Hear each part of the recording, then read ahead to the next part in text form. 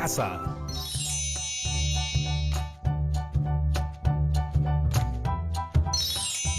Hola amigos y amigas de cuarto de secundaria, yo soy Yaremis Rebasa y esto es Aprendo en Casa. Hoy toca hablar de ciencias sociales, así que va a estar divertido. Desde inicios del siglo XIX, nuestro país ha recibido muchas personas. Esto es producto de las migraciones. Seguramente has escuchado hablar sobre la migración china, japonesa o incluso italiana. ¿Pero has escuchado hablar sobre la inmigración británica? Sí, británica. Al buscar explicaciones sobre por qué migran a nuestro país, encontramos muchas hipótesis, como intereses económicos, políticas migratorias favorables, motivaciones personales. Alguna u otra manera generan un impacto en nuestro país. Pero, ¿qué hay sobre la inmigración británica? ¿Cómo así llegaron y qué nos dejaron? Para analizar mejor todo esto, voy a pasarles un video bien chévere que explica ciertas particularidades y, aunque no lo crean, cómo participaron en nuestras luchas, liderando las guerras de la independencia del Perú y la guerra con Chile. Y ahora seguro que me van a querer preguntar, Yaremis, ¿habrán participaciones en la construcción de nuestra república que no han sido reconocidas? ¿O por qué Gran Bretaña habrá participado en la independencia y construcción de nuestra república? Pues no se preocupen, porque el día de hoy analizaremos por qué los británicos migraron al Perú, qué los motivó y además reflexionaremos sobre el impacto que trae consigo en nuestra convivencia y vida cotidiana. Vamos con el video.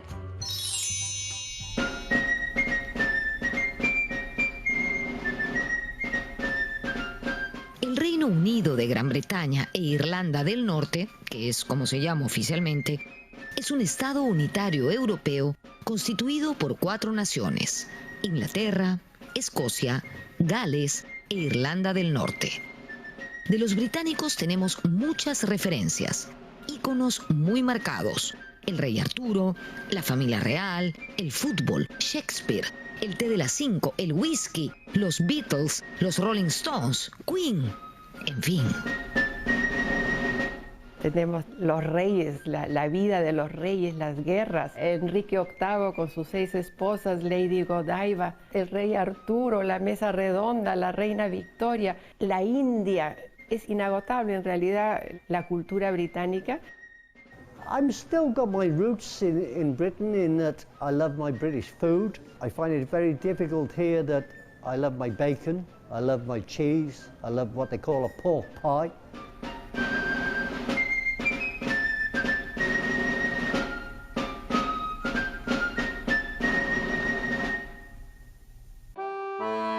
La inmigración británica en el Perú se inició de manera pequeña pero consistente desde la primera mitad del siglo XIX.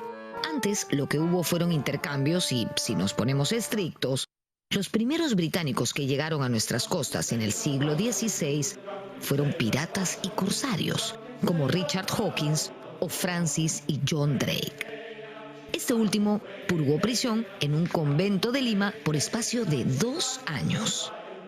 Más tarde, en el siglo XVIII, llegaron a América Hispana funcionarios irlandeses católicos al servicio de España. Durante la colonia la entrada, digamos, de extranjeros está súper controlada, ¿no? Básicamente para impedir que entraran los protestantes. Y entonces realmente un poco hacia finales de la colonia, digamos, ¿no? Hacia finales del virreinato comienzan a abrirse un poco las puertas y comienzan a entrar algunos extranjeros, algunos viajeros, básicamente aquellos que eran católicos, ¿no? Y que no ponían en jaque de alguna manera las creencias y el sistema colonial aquí imperante, ¿no? Por eso es que la entrada de los ingleses fue, digamos, un poco más tardía. Digamos, de lo que vendría a ser la presencia británica o de la Gran Bretaña, lo primero que van a llegar son irlandeses. Uno de los irlandeses más destacados que llegó al Perú fue Ambrosio O'Higgins, quien llegó a ser gobernador de Chile y virrey del Perú. El caso de los inmigrantes irlandeses es muy interesante porque Es una inmigración muy antigua, digamos, antecede de alguna manera a la inmigración británica que viene después de la independencia, porque responde a una apertura que se da en los Borbones de empezar a abrir el comercio con Gran Bretaña y empezar a abrir las rutas de comercio entre las Indias y España a través de casas comerciales fundadas fundamentalmente por irlandeses en Cádiz. Estos irlandeses también son reclutados por la Casa de Borbón como ingenieros militares, que es el caso, por ejemplo, de Ambrosio O'Higgins. Ambrosio O'Higgins llega a América para construir una serie de fortificaciones militares, puentes, etc., y termina como virrey del Perú. Gran Bretaña fue la gran potencia mundial durante el siglo XIX, el siglo de las luchas por la independencia hispanoamericana. El Estado británico tenía simpatías por la causa independentista por dos motivos. Algunas personas del lado liberal, interés en que hubiera libertad, pero también interés económico. En ese contexto, un personaje importante fue el ministro inglés George Canning. Después del Congreso de Viena, en donde la corona británica decide, digamos, intervenir activamente en las independencias americanas y, en paralelo, en una lucha frontal contra el tráfico de esclavos. No hay que olvidar que Inglaterra es el primer país que declara la esclavitud ilegal. Y no solamente la declara ilegal, sino que inicia, a través de la Marina británica, una, digamos, persecución activa de buques de esclavistas. Entonces estos dos fenómenos se, digamos, juntan y Canning, digamos, es uno de los impulsores como ministro de Relaciones Exteriores de este apoyo de la corona británica a las independencias, lo cual explica la presencia de Vizcardo y Guzmán en Londres junto con Andrés Bello y otros personajes, y al mismo tiempo todo este influjo de militares que llegan al Perú fundamentalmente a través del Ejército Libertador del Sur, comandado por San Martín. Si bien el Estado británico simpatizó con la independencia americana, los soldados que vinieron a luchar a estas tierras lo hicieron en busca de oportunidades y no en nombre de la corona. Al final de las guerras napoleónicas, cuando han habido unas movilizaciones tan masivas, ha crecido tanto el ejército británico que necesitan ver cómo se reinsertan. Cuando hay guerra, la gente se moviliza y tiene una comisión, tiene un sueldo.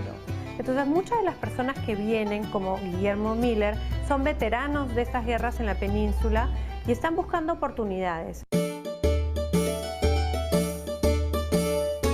En la independencia del Perú, destacaron 3 británicos: Thomas Cochrane, Jorge Martín Guise y Guillermo Miller. Cochrane ha armado un poco una carrera naval durante estos conflictos napoleónicos, pero también ve que para poder acceder a mayores premios, a mejores posiciones, necesita seguir incrementando su carrera, y Europa está en paz. Y los lugares donde presentan oportunidades son justamente en América Latina, y el gobierno chileno lo contrata con una comisión bastante generosa. Lo mismo sucede con Guise.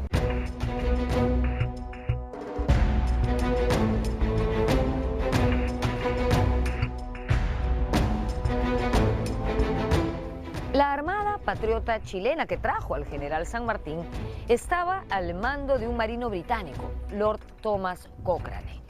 En 1819, Cochrane empezó a hacer incursiones de reconocimiento en la costa peruana e incluso atacó el Callao, pero no logró someter a los buques realistas ni a la fortaleza del Real Felipe, donde yo me encuentro en este momento.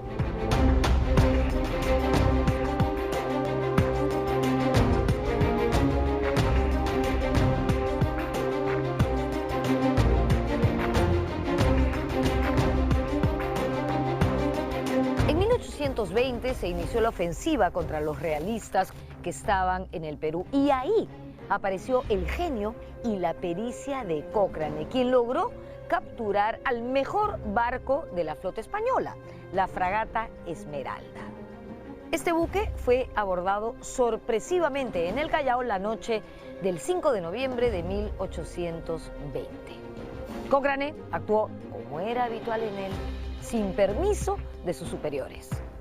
En la intensa lucha contra los realistas, Cochrane fue herido y tuvo que ceder momentáneamente el mando a un compatriota suyo, el también británico Martín Jorge Guise, quien fue considerado fundador de la Marina de Guerra del Perú.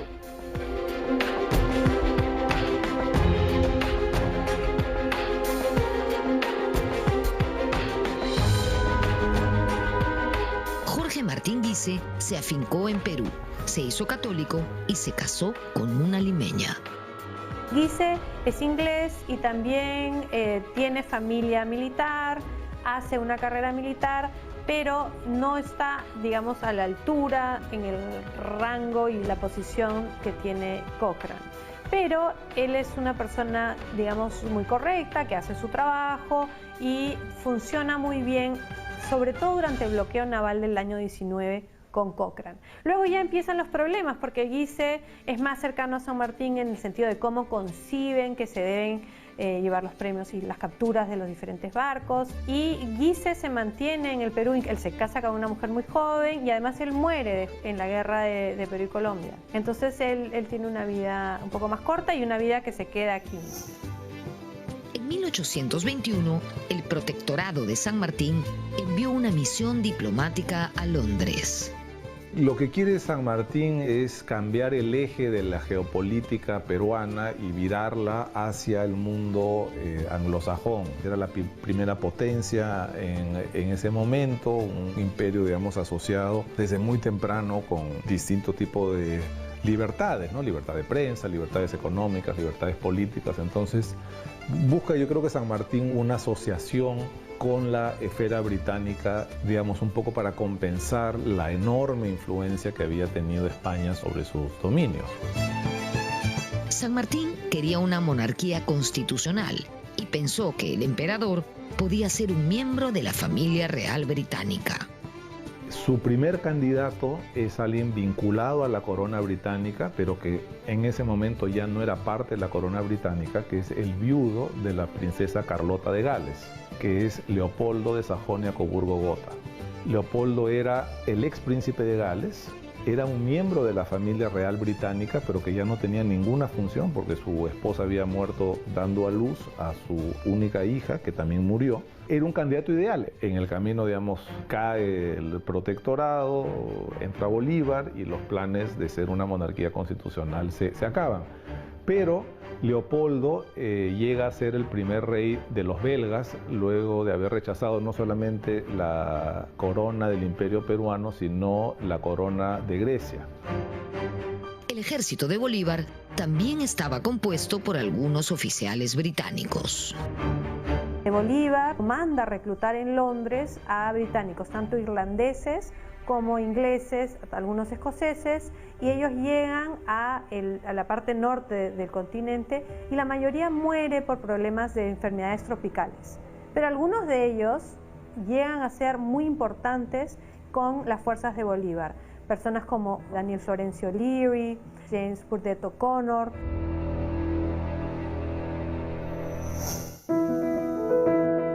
En 1823 se estableció en Lima el consulado inglés y se instalaron casas comerciales como Graham Rowe o Anthony Gibbs & Sons, entre otras.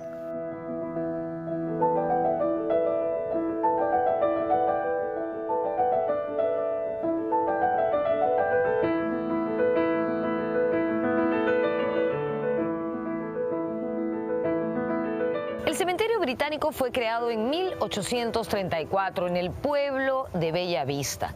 El gobierno de Luis José de Orbegoso autorizó la venta de este terreno al cónsul general de Su Majestad Británica en el Perú. ¿Con qué fin? Con el fin de que sirviera de cementerio para los residentes británicos de religión protestante.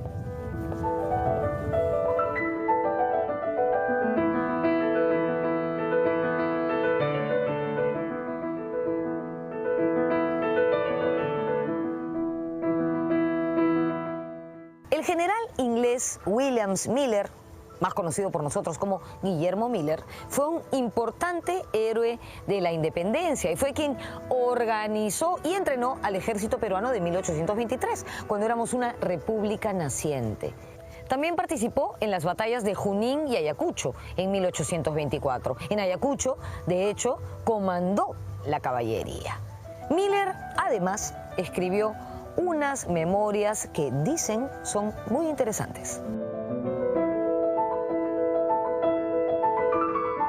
A diferencia de Guise y de Cochrane, no es de una persona de tanta alcurnia, pero viene de una familia con cierta comodidad y también se enrola en el ejército muy joven y hace la carrera en las guerras peninsulares, es decir, él va a España y pelea con Wellington en esas campañas. Entonces, cuando él llega a América Latina, él ya habla español, él conoce gente, mucha gente española. Incluso se encuentra aquí a realistas que en el pasado han sido compañeros de armas de él. Ahora, Miller es un personaje impresionante porque él sufrió un ataque muy fuerte cercando la costa peruana en el 19, donde casi muere. Incluso pierde el uso de sus manos. Le gustaba ser retratado con poncho, en parte por el brazo, pero también porque él se sentía muy cercano al Perú.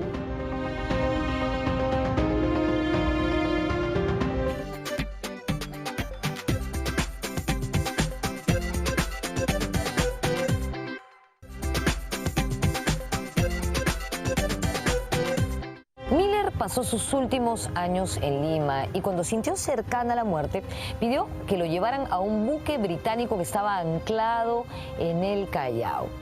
De hecho, murió en ese buque en el año 1861, cuando tenía 66 años. En su hígado se encontraron 2 balas. Miller fue enterrado aquí, en el cementerio británico, pero en 1926 sus restos fueron trasladados hasta el Panteón de los Próceres, que queda al lado de la casona de San Marcos, frente al Parque Universitario. En este cementerio encontramos todavía un homenaje de la nación peruana a su figura.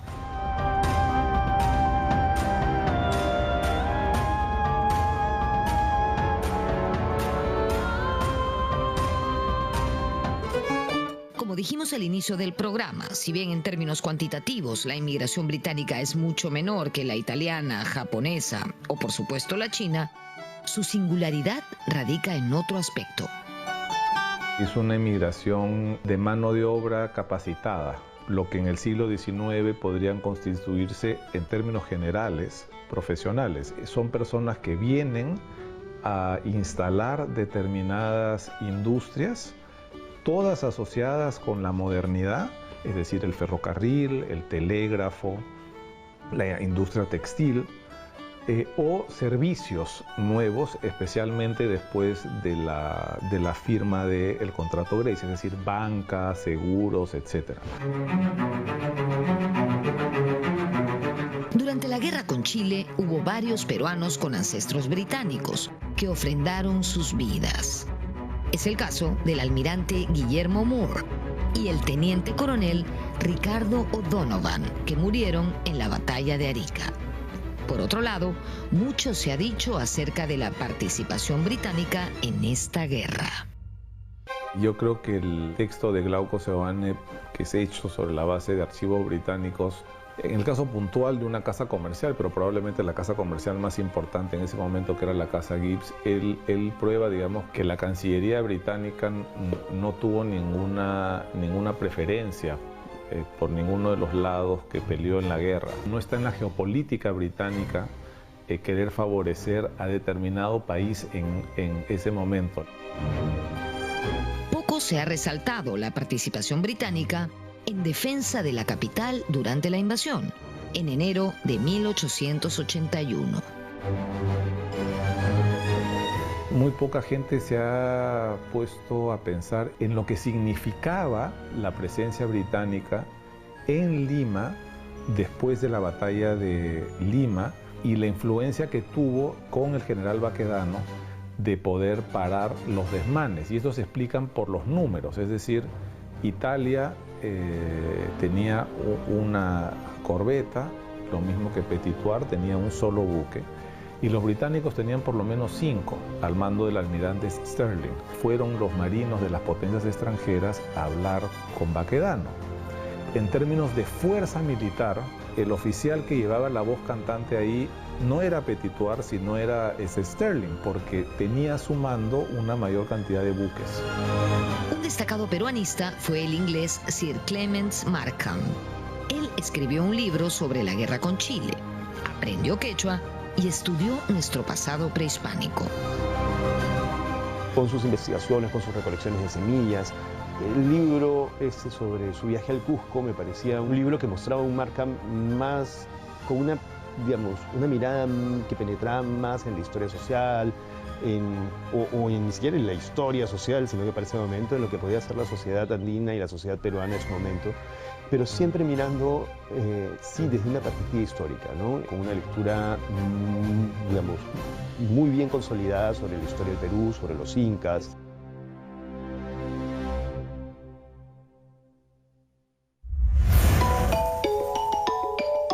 Luego de la guerra se firmó el contrato Grace, que estipulaba que los acreedores ingleses agrupados en la Peruvian Corporation se comprometían a cancelar nuestra deuda a cambio de pagos anuales, la administración de los ferrocarriles, toneladas de guano y otros beneficios. Lo que siguió fue una etapa de recuperación. Empezaron a llegar inversiones extranjeras, parte de ellas británicas. Asimismo, en los valles de la costa norte se establecieron haciendas dedicadas al cultivo de la caña de azúcar, propiedad de inmigrantes o descendientes de inmigrantes europeos. A finales del siglo XIX, la migración británica adquiere un nuevo aire y en este periodo es que llegan las empresas de seguros, se consolida la industria textil a través de empresas como Duncan Fox. Había mucho comercio ya y casas comerciales británicas en Arequipa y casas comerciales británicas vinculadas con la industria textil. No hay que olvidarnos que la lana a través de la casa Ricketts, la casa Gibson, era controlada por estas familias británicas y después anglo-arequipeñas que controlan la producción de la lana en Puno, el procesamiento en Arequipa y la exportación en Mollendo. Entonces, muchas de las familias arequipeñas llegan a Arequipa por la industria lanar en este caso, y lo mismo en Piura con el algodón. Duncan Fox tenía importantes intereses algodoneros en Piura y la presencia de apellidos británicos en Piura como los McDonald, los Blacker, los Lee. Mi padre vino al Perú en 1919 cuando lo soltaron de la Primera Guerra y él se casó con una de las 6 hijas de su jefe en esa firma Graham Rowe, que era una firma muy grande inglesa, así que ellos importaban y ellos se llevaban de aquí piedras, minerales y otras cosas. Mi padre llegó al Perú después de la Primera Guerra Mundial, más o menos por el año 18, 19. Fue contratado por la International Petroleum Company, ¿no? Trabajó varios años en Talara. Mi padre renunció a la International Petroleum para venir a Lima y fundar su propia compañía. Esta compañía se llamó Morris y Montero. Y tú podrás ver acá esta placa donde dice Morris y Montero, que la guardamos como recuerdo, ¿no? Tenemos la diagonal de Miraflores que fue construida por la compañía de mi padre.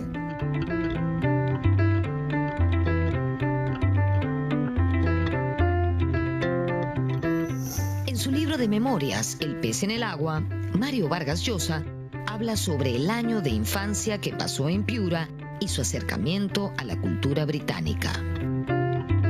Me contó mi suegra que cuando el abuelo de Mario era prefecto en Piura, la mamá fue a vivir con Mario y se hicieron muy amigas, mi suegra Pepita y la mamá de Mario. Y iban juntos a los cumpleaños y como vivían en la hacienda Yapatera y en la ciudad de Piura, en la casa Eguiguren, entonces Mario y su mamá también fueron a la hacienda. En la hacienda Yapatera de los Checa, monté por primera vez a caballo y oí hablar de Inglaterra de manera más bien mítica, pues el padre de mi amigo James MacDonald era británico y tanto él como su esposa, Pepita Checa, veneraban ese país. el que de algún modo habían reproducido en esas arideces de las serranías piuranas. En su casa hacienda se tomaba el 5 o'clock tea y se hablaba en inglés.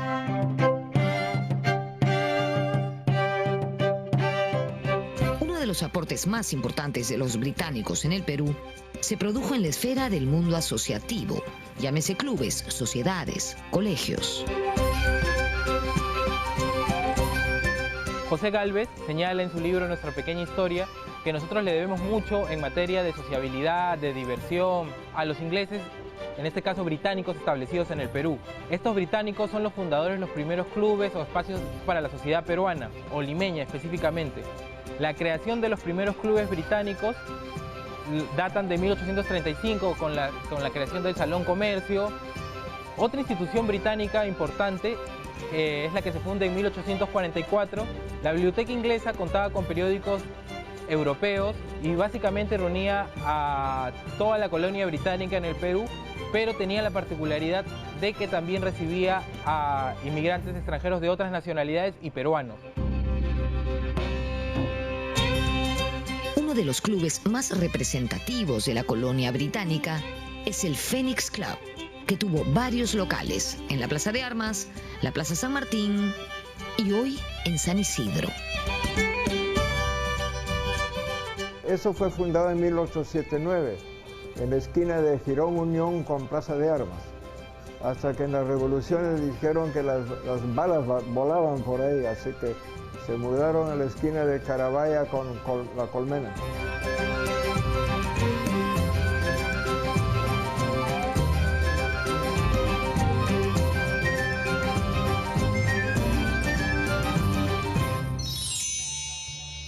¡Wow! ¿Ustedes imaginaron todo el legado que nos dejaron los británicos? ¡Qué increíble!, ¿no? Bueno, chicas y chicos, en el video acabamos de ver diversos personajes británicos que participaron en distintos espacios y temáticas de nuestra vida como sociedad. Es muy importante que identifiquemos los roles que cumplieron para así poder analizar mejor las causas y motivaciones que los trajeron hacia el Perú. Y ahora el turno es de ustedes. El reto de hoy consiste en responder a la siguiente pregunta. ¿Por qué Gran Bretaña participó en la independencia y construcción de nuestra república? No olvides que tu respuesta debe incluir postura o hipótesis, las ideas que sustentan tu postura o hipótesis y tu reflexión sobre las motivaciones y causas de la migración y el impacto que trajo consigo en nuestra convivencia y vida cotidiana actual. Bueno, esto ha sido todo por hoy. Nos vemos en un próximo episodio de Aprendo en Casa. ¡Chao!